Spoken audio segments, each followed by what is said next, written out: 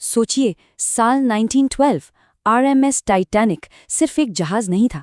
नहीं, वो इंसान की बनाई टेक्नोलॉजी का, उसकी काबिलियत का शायद सबसे बड़ा प्रतीक था जो अपनी पहली यात्रा पर निकला था। उसे उस वक्त दुनिया का सबसे बड़ा और सबसे आलीशान जहाज माना जाता था, जो इंग्लैंड से न्यूयॉर्क के लिए रवाना हुआ था। और देखिए, इसे बनाने वालों और आम लोगों को इतना यकीन था कि टाइटैनिक पूरी तरह से सुरक्षित है। व्हाइट स्टार लाइन के एक कर्मचारी ने तो यहाँ तक कह दिया था कि ये जहाज कभी डूब ही नहीं सकता।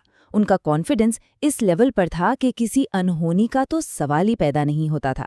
तो फिर सवाल ये उठता है कि अगर ये जहाज इतना ही महफूज था, तो इसकी कहानी का अंत इतना दर्दनाक कैसे हुआ? इस न डूबने वाली छवि और इसके भयानक अंजाम के बीच की जो हकीकत है ना, चलिए आज उसी को समझते हैं। टाइटैनिक वाकई एक अजूबा था।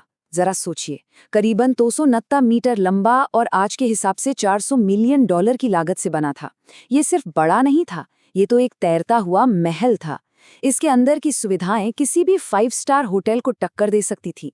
गर्म पानी का स्विमिंग पूल, जिम, आलीशान कमरे, मतलब क्या नहीं था इसमें। अच्छा, इसके ना डूबने वाले होने के दावे के पीछे एक बहुत सॉलिड कारण था, इसका डिजाइन। इसमें 16 वाटरटाइट कंपार्टमेंट्स थे। आइडिया ये था कि अगर किसी टक्कर से जहाज में छेद हो भी जाए, तो पानी कुछ ही कंपार्टमेंट्स में भरेगा और जहाज तैरता रहेगा। ये डिजाइन ऐसा था कि 4 कंपार्टमेंट्स तक पानी भरने पर भी जहाज को कुछ नहीं होता। चलिए, अब सीधे चलते हैं उस भयानक रात की ओर। तारीख थी 14 अप्रैल 1912। नॉर्थ अटलांटिक का पानी बर्फीला था। आसमान में चांद का नामो निशान नहीं था और चारों तरफ बस घना स्याह अंधेरा। माहौल बेहद खतरनाक था। और सबसे चौंकाने वाली बात क्या है पता है? खतरे का अंदाजा पहले से था। उस दिन टाइटैनिक के क्रू को आइसबर्ग के बारे में एक नहीं, 2 नहीं, बल्कि पूरी 7 अलग-अलग चेतावनियां मिली थीं। लेकिन इन सभी को नजरअंदाज कर दिया गया और जहाज अपनी पूरी रफ्तार से उस अंधेरे में आगे बढ़ता रहा। और फिर जो हुआ वो इतनी तेजी से हुआ कि किसी को संभलने का मौका ही नहीं मिला। रात 11:40 पर जहाज एक विशाल आइसबर्ग से टकराया। सिर्फ 20 मिनट के अंदर कैप्टन को यह साफ हो गया था कि जहाज अब नहीं बचेगा और टक्कर के 3 घंटे से भी कम वक्त में वो ना डूबने वाला जहाज समंदर की गहराइयों में समा गया। तो हुआ क्या कि जहाज इतनी जल्दी डूब गया? दरअसल टक्कर का असर उम्मीद से कहीं ज्यादा विनाशकारी था। जहाज को डिजाइन किया गया था 4 कंपार्टमेंट्स में पानी सहने के लिए, पर आइसबर्ग ने साइड से एक ऐसा लंबा चीरा लगाया कि 1-2 नहीं, पूरे 6 कंपार्टमेंट्स में पानी भर गया। ये उसकी बर्दाश्त की लिमिट से 2 ज्यादा था और बस उसी पल टाइटैनिक की किस्मत तय हो गई थी। लेकिन देखिए, ये त्रासदी सिर्फ एक आइसबर्ग की वजह से नहीं हुई। ये तो एक के बाद एक हुई कई इंसानी गलतियों का नतीजा थी, जिसने एक बुरी सिचुएशन को एक भयानक आपदा में बदल दिया। सबसे बड़ी और सबसे घातक गलतियों में से एक थी लाइफ बोट्स की कमी। सोचिए, जहाज पर लगभग 2200 लोग थे, लेकिन लाइफ बोट्स में जगह थी सिर्फ 1200 लोगों के लिए।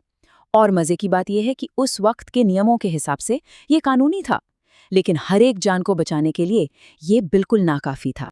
और गलतियों का ये सिलसिला यहीं नहीं रुका, ये तो बस शुरुआत थी। उसी दिन एक बहुत जरूरी लाइफ बोट ड्रिल होनी थी, जिसे कैप्टन ने कैंसिल कर दिया। फिर जब आइसबर्ग दिखा तो घबराहट में जहाज को कुछ पलों के लिए गलत दिशा में मोड़ दिया गया।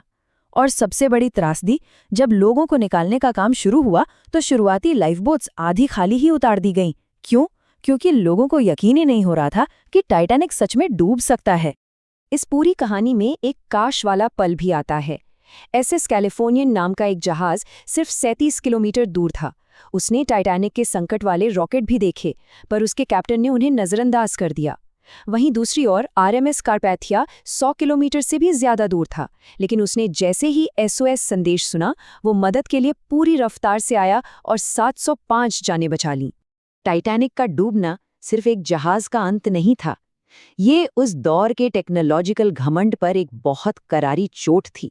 और इसी एक हादसे ने समंदर में सफर करने के नियमों को हमेशा के लिए बदल कर रख दिया।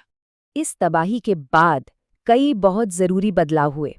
1914 में इंटरनेशनल आइस पेट्रोल बनाया गया ताकि नॉर्थ अटलांटिक में आइसबर्ग पर नजर रखी जा सके। और 16 नाम की एक अंतर्राष्ट्रीय संधि लागू हुई। इसने ये पक्का किया कि हर जहाज पर सभी यात्रियों के लिए लाइफ बोट्स हों और रेडियो रूम 24 घंटे चालू रहें। लेकिन टाइटैनिक की कहानी यहाँ खत्म नहीं होती। 70 से ज्यादा सालों तक टाइटैनिक का मलबा एक राज बना रहा। आखिरकार 1985 में इसे खोज निकाला गया। आज ये समंदर में 3800 मीटर की गहराई में है और धीरे धीरे बैक्टीरिया इसके लोहे के ढांचे को खत्म कर रहे हैं। तो आखिर में टाइटैनिक की कहानी सिर्फ एक जहाज के डूबने की कहानी नहीं है।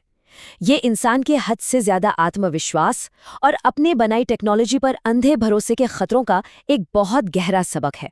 और यह हमें सोचने पर मजबूर करता है कि क्या हम आज भी इस सबक को याद रखते हैं।